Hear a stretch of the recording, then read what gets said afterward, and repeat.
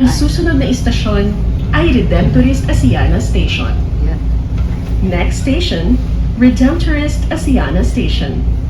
Mga kasambiyahe, alam niyo ba na ang istasyong ito ay ipinangalan sa mga misyonerong Redemptorist na namamahala sa National Shrine of Our Mother of Perpetual Help o Baclaran Church? Habang ang Asiana naman ay isang modernong reclaimed area na binuo upang maging mixed-use business at entertainment district mula noong 2008. Isang kasakaysayan mula sa NRMC. Ingat po sa biyahe! Ang galing, no? Redemptorist Church. Baclaran Church. Ang susunod na istasyon ay Mia Road Station. Next station, Mia Road Station. Mga kasambiyahe, ang istasyong ito ay matatagpuan sa pangkalahatang lugar ng Barangay Tambo sa Parañaque. Alam niyo ba, dito dati makikita ang Camp Dewey, isang kampo militar ng Estados Unidos na itinatag noong 1898. Isang kasakaysayan mula sa NRMC. Ingat po sa biyahe! Paparating na sa Mia Road Station. Approaching Mia Road Station. Mia Road Station. Mia Road Station. Pinakamalaking terminal sa bansa at kauna-unahang landport sa Pilipinas. Konektado dito ang mga biyahe papuntang Hilaga at Timog ng Metro Manila. Isang kasakaysayan mula sa NRMC. Ingat po sa biyahe!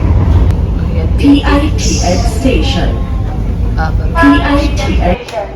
Distansya lang po agad tayo sa train. Nandun po tayong lumagpas sa yellow lane. Patuloy na lang po. Maraming salamat. Warning buzzer.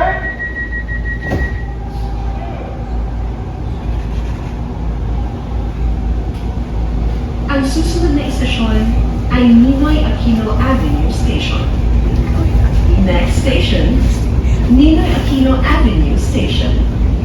Mga kasambiyahe, ipinangalan kay dating Senador Benigno Ninoy Aquino Jr. ang istasyon na ito. At alam niyo ba na si Ninoy ay dating mamamahayag at politiko na kilala sa kanyang pagtindig sa bayan at nagsilbing boses ng demokrasya. Isang kasakaysayan mula sa LRMC. Ingat po sa biyahe! Kasakaysayan. Ay, yan, 10:24 na pala in the morning. Akala ko maaga-aga. Ang dilim kasi dahil medyo ano siya. It's December 22 at medyo makulimlim. O, umulan-ulan na nga nag-drizzle na kaya basa na yung daan. Buti na lang may payong ako. Ayan. Punta tayo ng Santos. Yun ang pinakadulo ko. Tingnan natin yung water level. Dito kami sa unang bagon, yung senior at saka mga bata, mga pregnant women. Tatlo lang kami natira eh. Nasa dulo na kasi siya. Opo. Pero kanina, syempre masikip. Marami pong sakay. Paparating na sa Ninoy Aquino Avenue Station. Approaching Ninoy Aquino Avenue Station.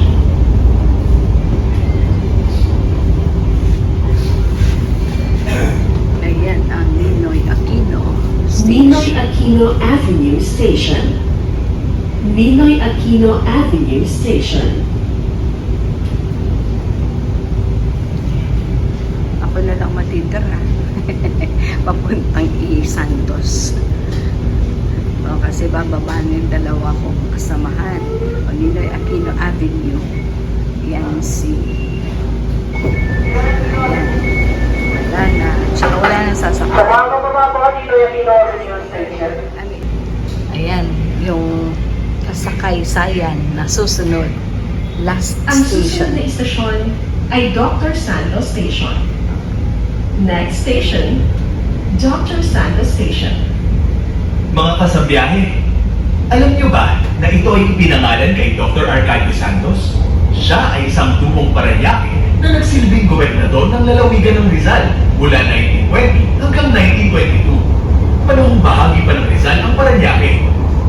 kasakaysayan mula sa NRMC. Wow. Ingat mo sa biyahe. Biruin mo. Yung Paranaque pala yung naging bahagi pa ng Rizal. Hindi ko alam yun na. Ang ganda kaya ng kasakaysayan. Congratulations! Dito po sa Dr. Santos Station, ang pinakahuling stasyon ng LRT Line 1. Ayan, pabalik na po yan.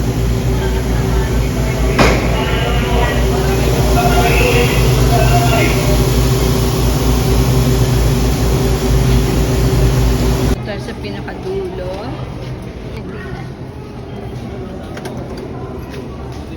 Ayun, naulan na. Oy, bago ito.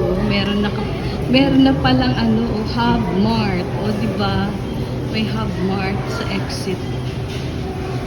Yung mga ticketing vending machines nandoon. Hindi na yung ginagamit. Tapos ito, dito na lang po. Uy, ang ganda. My next family stop. O, di ba? Coffee Hub. Okay, that's good. May Hub Mart na pala dito sa Dr. Santos. Okay, push. We taste and see the goodness.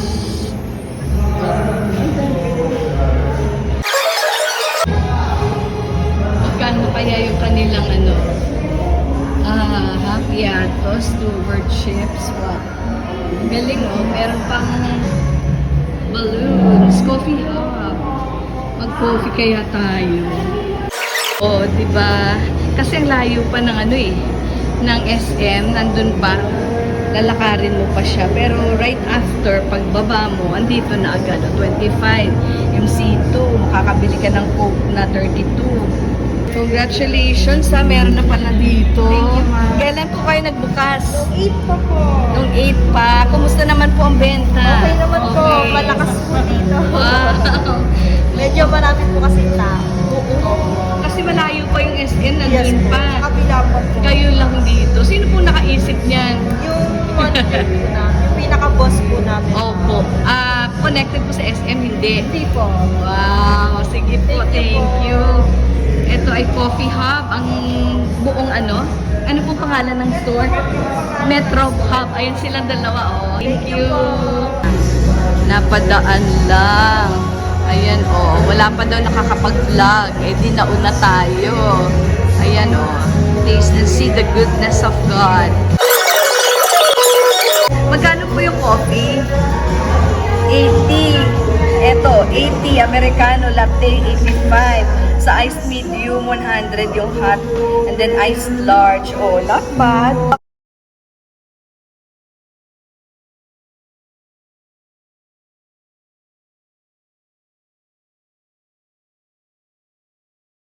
Ito po, yan. 115 caramel buttercream. Tapos ito de leche cake. Leches.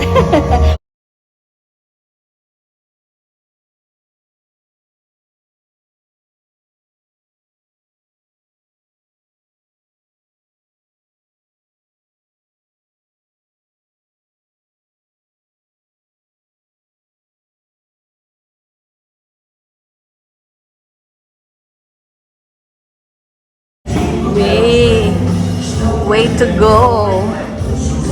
May mga ganyan. Just in case, di ka pa nakakapamili. Ayan, Merry Christmas.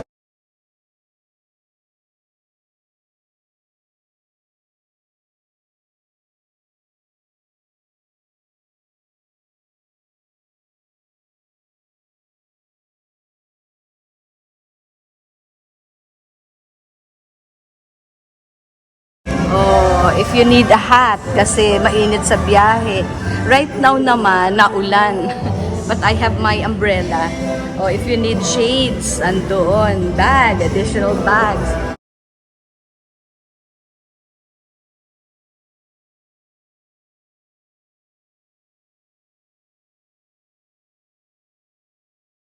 Magkakape na rin ako dito. Naulan pa kasi. Ayan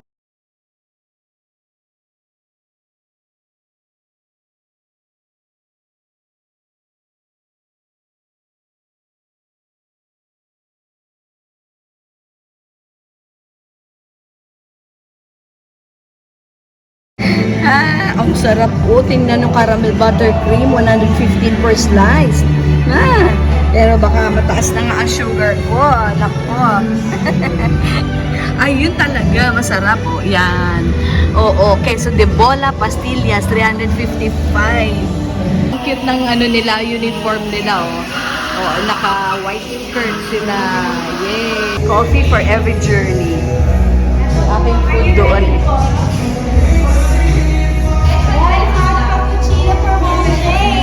Yes, thank you. po and God bless. Wow, thank you. Welcome po kayo ma'am sa Metro Hub. Come again po. See you po. Oh, a taste of heaven, tapos doon taste and see the goodness of God. Oh, di ba? Galing, oh. Naku, natuwa naman ako sa kanila, pati sa coffee nila, a taste of heaven. Wow! Okay, breakfast tayo dahil naulan pa, oh. Oh, this is 100. Ito, 85 yung cappuccino ko. Oh, di ba goods na?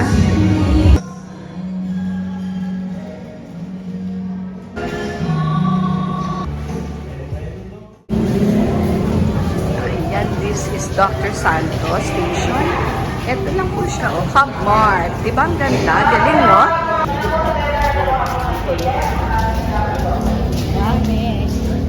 Ito.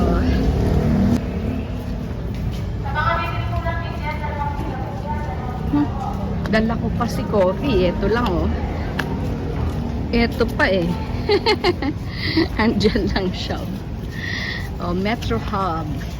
Ay, mas maganda pagka opening this December. Nag-open na nga po. Ito siya, oh. Alright.